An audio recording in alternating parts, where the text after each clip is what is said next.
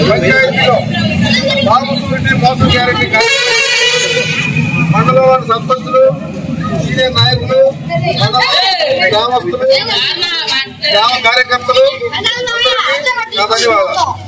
ఈరోజు ఈ కార్యక్రమం జరుపుకోవడం ఏంటంటే చంద్రబాబు నాయుడు ఎలక్షన్ ముందు అదే గారి హామీలు ఇచ్చి మోసపూరిత హామీలు ఇచ్చింది కాబట్టి ఒక్కడు కూడా నెరవేరుతాం. దాని గురించి మనం జనాల్లో ఈయన ఇన్ని హామీలు ఇచ్చి చేయలేదు మోసం అని మనం ప్రతి ఒక్కరి ఇంటికి